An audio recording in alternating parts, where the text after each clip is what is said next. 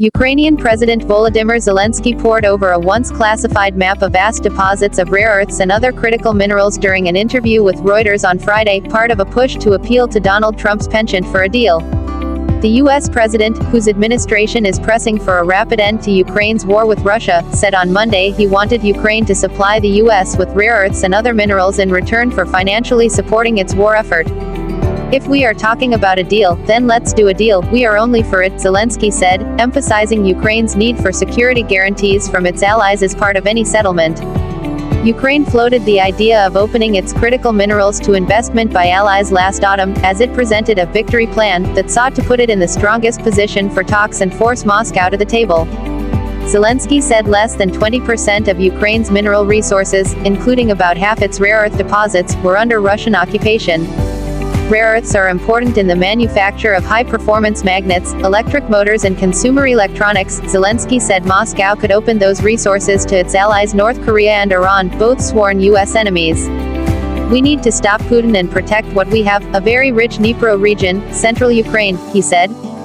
Russian troops have been gaining ground in the east for months, throwing huge resources into an unrelenting offensive while Kiev's much smaller army grapples with a shortage of soldiers and frets over future weapons supplies from abroad. Zelensky unfurled a map on a table in the heavily defended president's office in Kiev, showing numerous mineral deposits, including a broad strip of land in the east marked as containing rare earths. Around half of it looked to be on Russia's side of the current front lines. He said Ukraine had Europe's largest reserves of titanium, essential for the aviation and space industry, and uranium, used for nuclear energy and weapons. Many of the titanium deposits were marked in northwestern Ukraine, far from the fighting. Ukraine has rapidly retuned its foreign policy approach to align with the transactional worldview set out by the new occupant of the White House, Ukraine's most important ally. But Zelensky emphasized that Kiev was not proposing giving away its resources, but offering a mutually beneficial partnership to develop them jointly.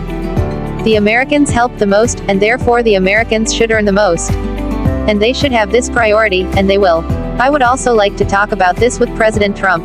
He said Russia knew in detail where Ukraine's critical resources were from Soviet-era geological surveys that had been taken back to Moscow when Kiev gained independence in 1991.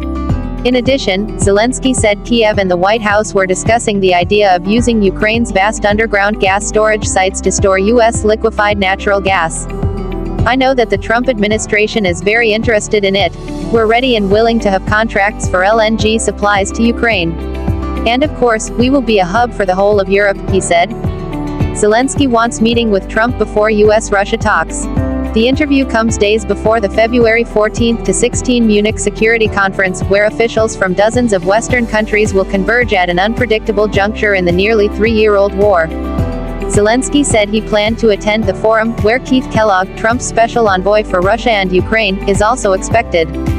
The Ukrainian leader said it was essential that he met Trump in person before the U.S. president meets Russian President Vladimir Putin, otherwise it will look like a dialogue about Ukraine without Ukraine. Trump said on Friday that he expected to talk to Zelensky next week. Zelensky said his own priority would be raising Ukraine's need for security guarantees as part of any deal to prevent Russia launching another invasion in the future. In general though, it was vital the West determined a broad strategy before entering into talks with Moscow. He said there were already regular contacts between his team and Kellogg and Trump National Security Advisor Michael Waltz. "Every day we have contacts, we talk about general things, but the specifics will come a little later," he said. Trump's peace push comes as advancing Russian forces threaten the major Ukrainian logistics hub of Pokrovsk. On the battlefield, Zelensky confirmed for the first time that his troops had launched a new offensive on Thursday, advancing 2.5 kilometers, 1.5 miles, further into Russia's Kursk region. Russia had reported a Ukrainian attack in the area that day, but said it was repelled. Zelensky said thousands of North Korean troops fighting on Russia's side had now returned to active combat against Kiev's forces in Kursk after a pause of several weeks. Next week, the government intends to launch lucrative recruitment contracts to entice young men aged 18 to 24 below draft age into the armed forces to help ease a manpower shortage.